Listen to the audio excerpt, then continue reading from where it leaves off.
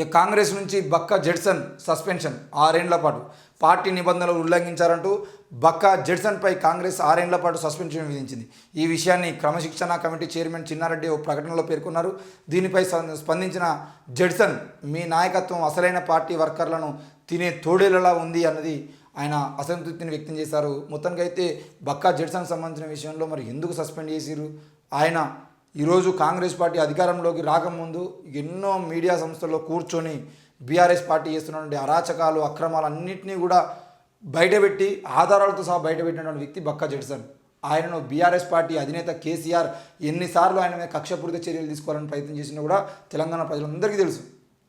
మరి పార్టీ నిబంధనలు ఉల్లంఘించినందుకు కాంగ్రెస్ నేత బక్కా జెడ్సన్పై 6 ఏళ్ల పాటు సస్పెన్షన్ చేస్తున్నట్లు మంగళవారం క్రమశిక్షణ కమిటీ చైర్మన్ చిన్నారెడ్డి ఓ ప్రకటనలో పేర్కొన్నాడు. అయితే సీఎం రేవంత్కు వ్యతిరేకంగా బహిరంగ వేదికలపై జెడ్సన్ విమర్శలు చేస్తున్నారన్న డిస్కషన్ జరిగాయి. ఈ క్రమంలో కాంగ్రెస్ డిసిప్లినరీ కమిటీ ఆయనకు ఇటీవల షోకాజ్ నోటీసులు ఇచ్చింది. వాటికి జెడ్సన్ రిప్లై ఇచ్చినప్పటికీ ఆ సమాధానాలతో కమిటీ సంతృప్తి చెందలేదు. కాగా 1989 నుంచి కాంగ్రెస్ పార్టీలో పనిచేసే అవకాశం ఇచ్చినందుకు రాహుల్ గాంధీ, ప్రియాంక గాంధీలకు థ్యాంక్స్ చెబుతూ బక్కా జెడ్సన్ ట్వీట్ చేశారు. కానీ ప్రస్తుతం మీ నాయకత్వం అసలైన కాంగ్రెస్ పార్టీ వర్కర్లను తినే తోడలలాగా ఉన్నదని అంటూ జెడ్సన్ అసంతృప్తిని వ్యక్తం చేశారు. మరి ఇదే జెడ్సన్ సంబంధించిన విషయంలో ఆనాడు బీఆర్ఎస్ పార్టీ ఏ విధంగా అయితే ఆయనను జైలు పంపించాలని ప్రయత్నం చేసిందో, ఈరోజు కాంగ్రెస్ పార్టీ కూడా ఆయనకు లెక్క లేకుండా ఆయన ఏం మాట్లాడిండు? రేవంత్ రెడ్డికి వ్యతిరేకంగా ఎవరు మాట్లాడదా? రేవంత్ రెడ్డి వ్యతిరేకంగా మాట్లాడితే కేసులు పెడతారా?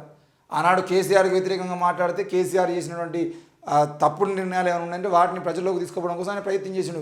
ఈరోజు కాంగ్రెస్ పార్టీలో ఉన్నప్పటికీ కూడా ఆయన చేస్తున్న పని మాత్రం తప్పు కాదు కదా.